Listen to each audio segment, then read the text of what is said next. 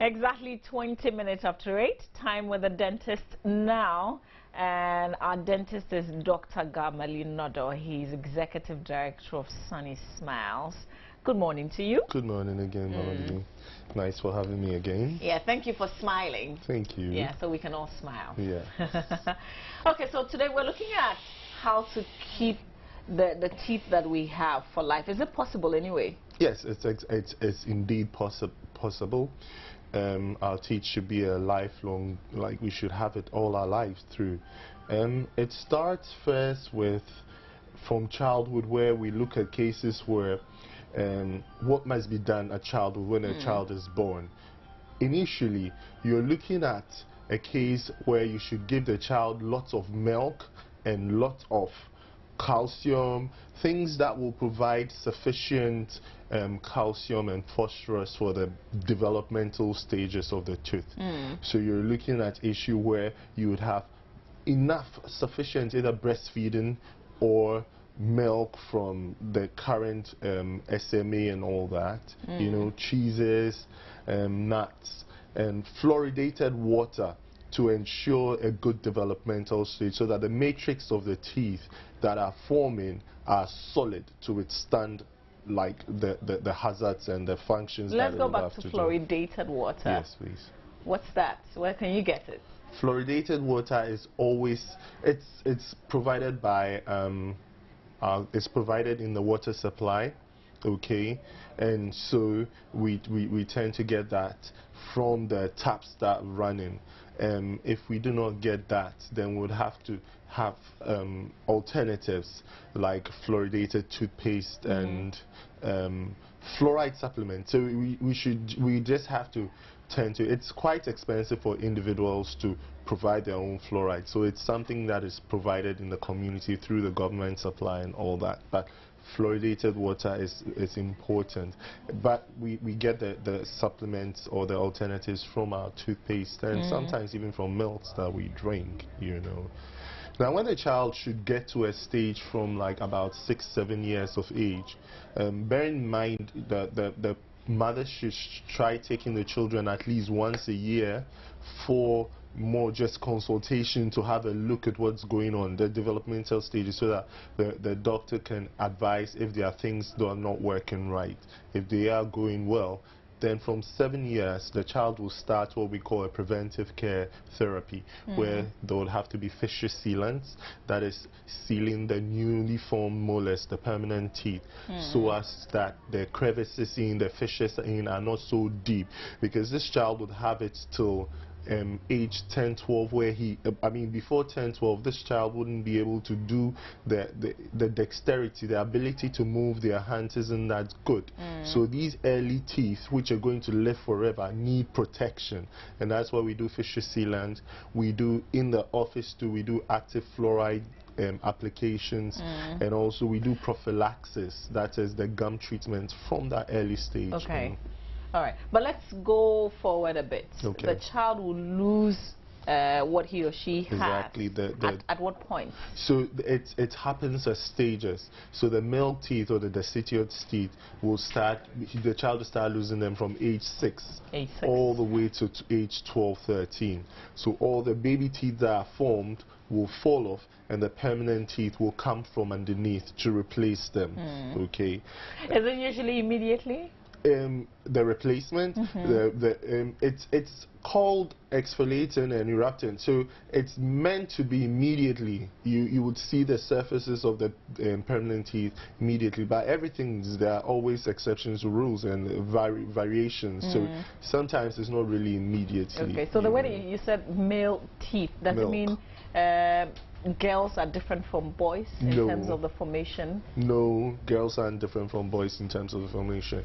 They are the same, but it's just that, sometimes we know that girls are early developers, so sometimes you find girls having their teeth wrapped earlier, or sometimes it's even the opposite way, so but that is a variation. Okay. But then you go on to having, at the age where they are having preventive care, they need to start having orthodontic treatment if their teeth are not properly aligned and they are malaligned and misaligned, because wherever there is this malalignment of teeth, it can lead to problems with occlusion, and the premature occlusion will eventually lead to jaw joint pain and conditions that will also develop, will more or less compromise the structure of the teeth and all that.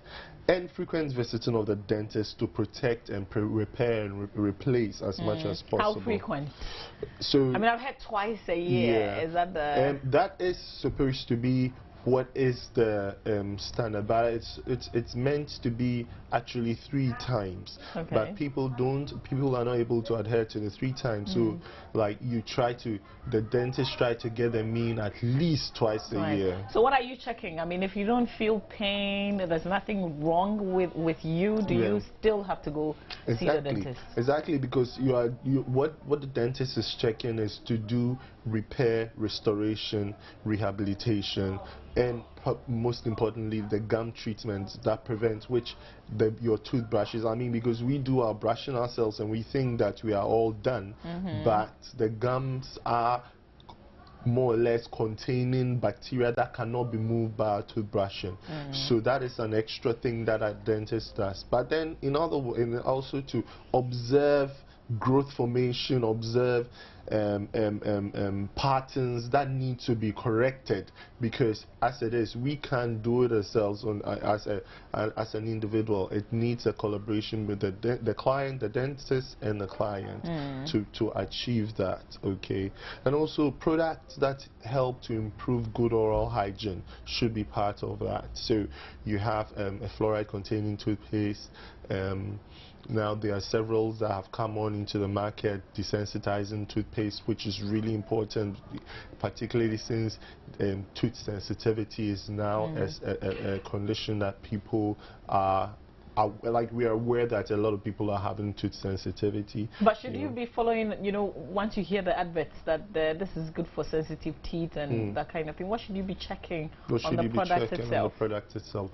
Well, first of all, you should be checking the credibility of where the product is coming from. So with the access of email and all, internet and all that, you could check the company's credibility. Secondly, there are active ingredients. So if they say there are these active ingredients, you check and see. But if you cannot do all that, then ask those who are trained to, like your dentists, nurses, ask if it's worth going into that, and then you would be able to. And that is also part of the visitations of having to go to your dentist to ask these questions and all that. And now, sometimes some people have developed diabetes. Diabetes is going to compromise your oral structures, because remember, the oral cavity has the most bacteria attack in the entire human body. So if somebody is a diabetic and a person doesn't visit at least 3 times a year, the person will surely not have his teeth or her teeth last a lifetime, because the amount of the work that the immunity is supposed to do is not doing that. So that has to be checked. Sometimes we have to incorporate, particularly children, we have to incorporate sports guard. These are soft, like what we see the boxers wear and all that, because of their activities and their active lifestyle. Sports guards fabricated will ensure that when they have falls or when they are having their sporting activities, they wouldn't have trauma to lose any tooth. Okay. Do you understand? And finally, if by age, let's say mid-ages, you started losing teeth because of trauma, or you had missing teeth because of extractions, try and replace all of them, because each tooth was meant for a particular function. Okay. So if you are losing them and you're not replacing them, then you are rather compromising the integrity of the arch, meaning that you are putting stress to other teeth which shouldn't do that function. And you wouldn't then have the ability to, or you wouldn't have the opportunity to have your teeth your lifetime. So so replacement is very important. Extremely important. Extremely important. Currently, there are several types. We have the removable replacements. We have the fixed replacements. The removable. Is it expensive to do that though? Because sometimes, you know, we think about costs. Yes, indeed. It depends on which type you're going in for, because even with a removable type, there used to be a very hard type that when it falls down, it could break. That is the cheapest in the cheapest or in terms of availability.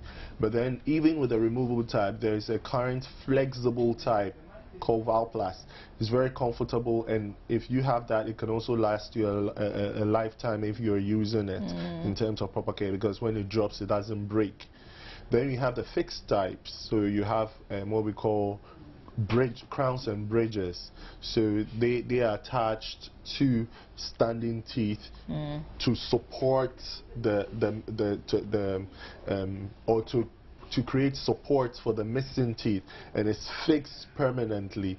I'm sure during our subsequent sessions I'll have the opportunity to show live images of those kind of replacements and all that for clients or for viewers to have a look at.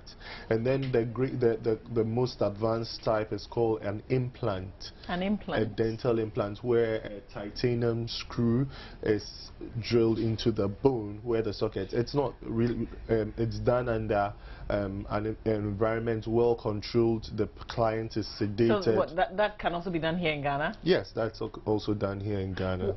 So if you can have it replaced by another means, why would you want to go through that? If you can have it replaced by another means. You know, like the other replacement methods that you've said, the temporary or permanent. The fixed and the removable. Why would you want to go for an implant? I mean, is that... Because the implant is, first of all, you're not... Everyone has its disadvantage. The implant is part of the fixed. The bridges, which are part of the fixed replacement, means that it's getting support from adjacent teeth. I mean, the space that has been moved or is missing, the tooth before and the tooth behind is prepared to receive the support. Do you see? Now, implants, you do not touch any of them. Plus, if you have a lot of missing posterior teeth, you cannot, it's difficult to get a bridge to replace them. So then what you would have to do is now to place an implant which stands on its own, strong, providing the support on its own before you can do some bridges. So the implant has now, it has cut out all these issue of extra support, all that. It's currently the most advanced and the most expensive. Currently, we are not allowed to quote dollars to. Yes, we can quote dollars. That's illegal. That's illegal, you know. But I mean, from the removable type, you are talking about 150 Ghana cedis, the older type, 150 Ghana cedis per unit, and then if you add any extra units, you go to 50 Ghana cedis. Bear in mind that I'm stating costs from private sector. Public sector are subsidized, definitely, okay? And then when you go to the flexible type, you have, depending if it's only anterior teeth or only posterior teeth you are replacing, it can start around 750 cedis. If it's both anterior and posterior teeth replacements, about 900 cedis. And then the fixed type, the bridges, it depends on what metal is being used. There's gold as a metal core, that substructure, which gives the strength of the tooth, gold, and the higher the higher the content of gold, the higher the precious material. It provides good, because gold, silver does not have bacteria attack. Bacteria cannot attack them, so that's why they do not decay and all that. So usually when you see people with the gold tooth, is it for, because I used to think it was for fashion? Some do it for cosmetic reasons. They call them the expensive smiles. But expensive smiles? Yes, expensive smiles. But you rarely have gummed, because when you put the prosthesis on, if there is not proper care and there's accumulation of bacteria around it, you will lose the whole support of that tooth. But gold does not allow the opportunity for bacteria to accumulate around it, neither does silver. So why don't we, I mean, why wouldn't dentists preach that we get gold teeth instead of what we have then? Because nothing is better than the natural. Nothing is better than what God created. All these are man-made and man-infected.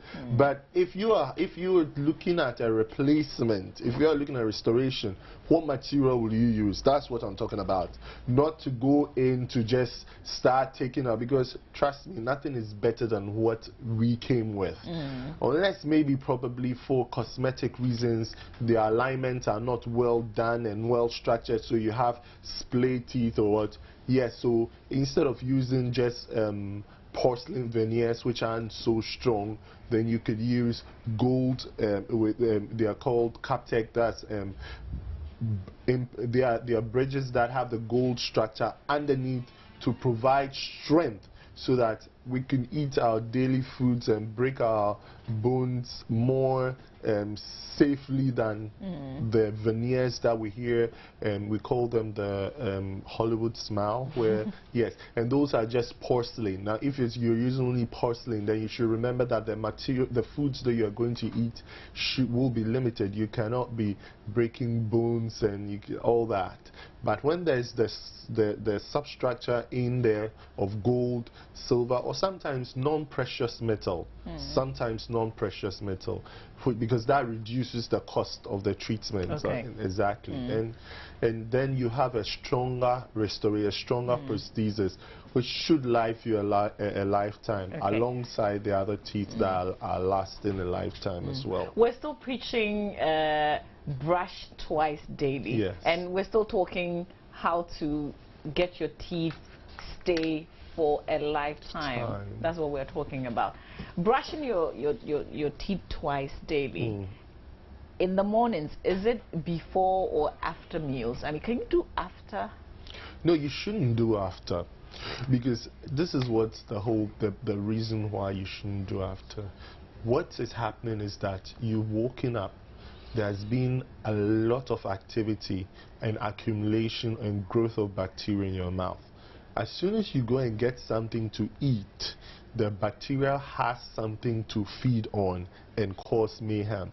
So you reduce the quantity or the amount of bacteria in your mouth by initially brushing first, getting rid of the bad breath that you have as well, and sitting down to have a good breakfast. But remember that we brushed our teeth the night before. So when you wake up, should you still have bacteria dancing around in your mouth? Exactly. So the night before, you are trying to reduce the amount of food that will be available for that bacteria there. So it doesn't mean you don't have foods there at all? It doesn't mean, what it means is that things that got stuck in your mouth that you were not able to remove, when you go and sleep and you close your mouth, you give the bacteria things to eat on. So the night when you're going to sleep, it's about removing things that the bacteria will eat on. But when you wake up in the morning, it's about freshening your breath and reducing more amounts of bacteria. So this is how it works. Now remember, if you should just look at what happens if you have a toilet bowl and there isn't water in it. You would see that the gases from the cesspit will start coming out, and you can smell it in the room. And that is the same thing that happens when we go to sleep. Our stomach's empty. So when the stomach's empty, remember that the stomach is in connection all the way to the large intestines. So there's a backflow of gases to our closed mouth, and that buildup leads to the bad breath. But apart from that, there has been generally some quiet activity, like quiet for the bacteria to have activity. So there is production. and multiplication in the mouth during the quietness. Whereas in the daily activities, you are drinking water, you are eating crunchy food, you are washing, so you are throwing out, you are eating and reducing the quantity of the bacteria in your mouth. Whereas in the night, when you're asleep, these activities are improved by the quietness. Of, So ideally, I'm thinking, instead of us saying brush twice daily, it should be brush right after eating. No, it's rather no, because if you do that, if you brush immediately after eating, remember that it depends on the content of the food. But if, for example, the food is acidic, the tooth surface will be softened. So if you're going to brush just immediately after eating, you haven't waited about 30 minutes to ensure that the acidity is reduced, then you will lead to abrasion and further erosion of the hard calcified enamel. So you need to leave a little gap, maybe 13. So what you do then is to do a swish and swallow. So you get a cup of water and thoroughly swish around in your mouth. And then swallow, not to spit out. Swish and swallow. Why swallow? Swallow because it's not right to be spitting around. It's bad to be spitting around. So you swish and you swallow. Yes, and plus there's so many enzymes in our tummy that will deal with the bacteria that we swallow. Plus it's our own saliva and all that and soul food. So there's nothing really wrong with spitting. Okay. So we've talked diets. Eat healthy diets. That's very important to keep in your teeth. A lot of calcium, forever. a lot of calcium, a lot of calcium and phosphorus, and then the fluoride. Calcium is found in foods such as? So you have milk, fish, chicken, meat, cheese, But these are also foods that could make you fat. Well, in moderation. And bearing in mind that you are doing all the other things that my other colleagues will require you to do, exercising, having enough water to drink, general checkups, so it's in combination of all that.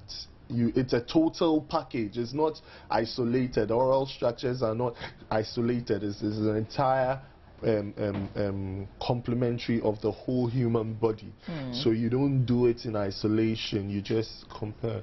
And when you are doing the preventive care and you see the enhancements that you are having, it will quicken you to further do other preventive care, like checking your eye, checking your blood pressure, checking your sugar level, checking your prostate, checking several things. Because as you said, you were asking, but if there's nothing wrong with me, why will, when you are doing the checking, you are seeing the benefits, right? It will quicken you to do all these other checks.